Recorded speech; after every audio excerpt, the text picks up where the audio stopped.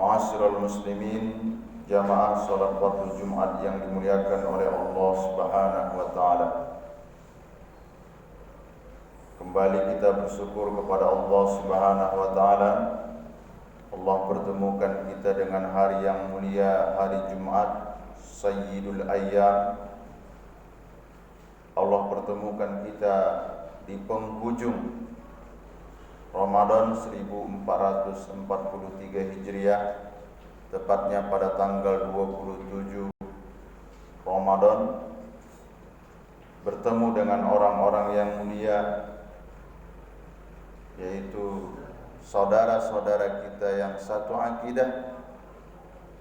Pertemuan kita kali ini pertemuan di tempat yang mulia, di masjid. InsyaAllah rangkaian nikmat, rangkaian rahmat yang Allah berikan kepada kita akan kita bawa dalam rangka melaksanakan sholat fardu Jumat secara berjamaah. Kita berharap bahwa Jumat kali ini Jumat yang terbaik di antara sekian banyak Jumat yang sudah kita lewatkan. Berselawat kita kepada Rasulullah sallallahu alaihi wasallam biqaulin Allahumma salli ala Sayyidina Muhammad wa ala ali Sayyidina Muhammad.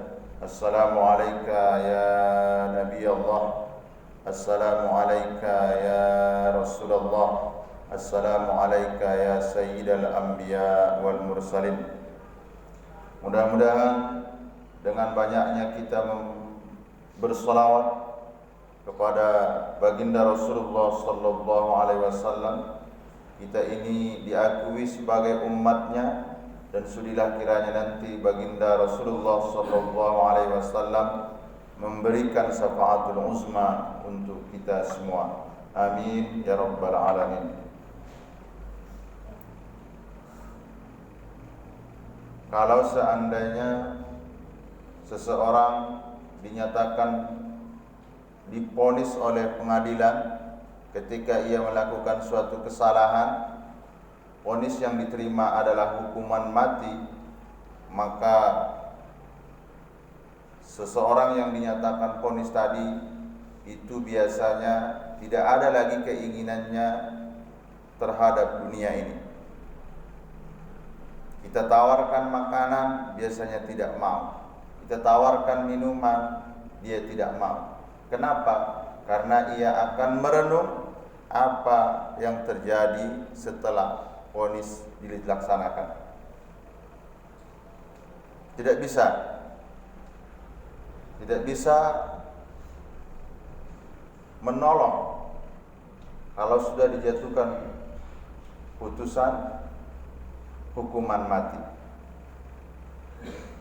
Ma'asyiral muslimin, jamaah salat fardu Jumat yang dimuliakan oleh Allah Subhanahu wa taala. Hukuman vonis mati itu biasanya dikasih tahu sebulan lagi. Nanti pelaksanaannya hari ini, jamnya segini. Terus satu hari sebelum hari H masih dikasih kesempatan kok, makan, minum, seperti itu. Itulah kalau seandainya seseorang itu melakukan kesalahan di dunia. Lalu bagaimana posisi kita di hadapan Allah Subhanahu wa taala? Kita ini semuanya setiap hari diintai oleh malaikat Israel. Dan Allah sudah vonis kita, pasti lagi bahasanya. Kullu nafsin za'iqatul maut. Setiap yang bernyawa pasti akan menemukan yang dinamakan kematian. Bahkan baginda Rasul itu langsung divonis mati. Innaka mayyitun. Ya Muhammad, kamu juga bakal mati. Lalu kalau sudah divonis, kita semua ini divonis mati, sebenarnya tidak begitu banyak keinginan kita terhadap dunia ini lagi. Apa yang harus kita persiapkan? Yang harus kita persiapkan sebenarnya ibadah, ibadah, ibadah. Dalam rangka apa? Dalam rangka persiapan menuju kampung selanjutnya. Secara singkat kita bahasakan kampung akhirat. Mana dia pase-pasenya? Masuk kita ke alam barzah, alam kubur, lama betul. Sendiri kita di sana. Sendiri kita sana. Kalau selama ini yang digusung itu adalah mayat orang, sekarang yang dimasukkan ke liang lahat itu ternyata kita. Lama ini.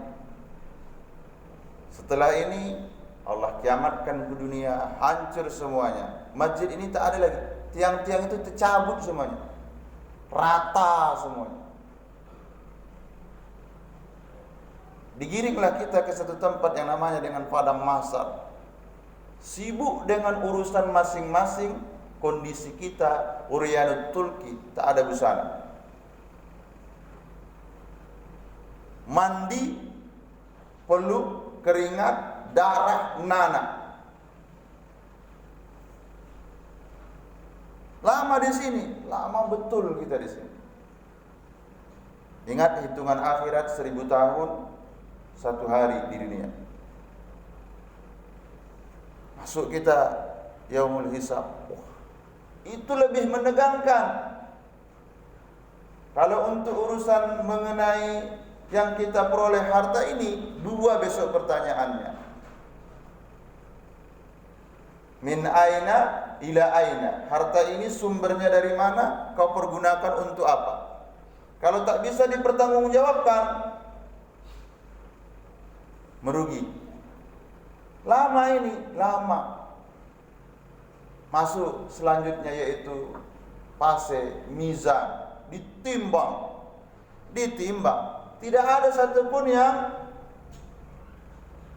hilang dari catatan malaikat rakib dan atid. Dan ini ditimbang semuanya. Bahkan jejak rekam yang kita lakukan itu diketahui. Menegangkan, pasti lebih menegangkan. Terakhir, diarah kita, digiring kita ke satu jalan yang dinamakan dengan Shiratal Mustaqim. Variasi, ada yang sudah melaksanakan ibadah di dunianya dengan tidak ada, seluruhnya diniatkan ibadah, ya. Baik itu ibadah mahdoh atau ibadah ghairu mahdoh. Bisalah dia meniti sirat ini dengan jalan tol kencang, ada yang naik pesawat cepat, ada yang naik bus, ada yang tidak, berjalan kaki. Ini masih alhamdulillah. Ada yang merangkak, baru lagi masuk ke jalan tuh habis, kakinya patah, campak dia. Di bawah itu sudah menunggu neraka. Jaraknya berapa tahun? 70 tahun, belum nyampe ke dasar neraka. Jadi kalau kita paham hakikat hidup ini, bahwa pada prinsipnya kita ini sudah diintai selalu oleh malaikat Jibril melalui firman Allah, kullu nafsin za'iqatul maut. Setiap yang bernyawa pasti. Bedanya dengan hukuman akhirat, dengan dunia hukumannya, kalau di dunia ditetapkan tanggalnya, harinya, jamnya. Kalau Allah yang menetapkan, Allah tidak perlu, suka-suka Allah. Bisa saja setelah sholat Jumat ini ada yang ia panggil, bisa saja seminggu ke depan. Tapi minimal kita ini masih Allah sayang sama kita. Allah sempat lagi berikan kepada kita Ramadan ini. Kalau 2 Ramadan ini pun kita tidak gunakan full ibadah siang dan malamnya, kita tidak paham makna dari kullu nafsin za'iqatul maut. Ma'asyiral muslimin, jamaah salat fardu Jumat yang dimuliakan oleh Allah. Paham kita, sadar kita, tidak ada hari-hari yang lebih kita takuti. Pada prinsipnya kita ini adalah sebagai, dalam pandangan Allah Subhanahu wa taala, kita ini sudah divonis mati.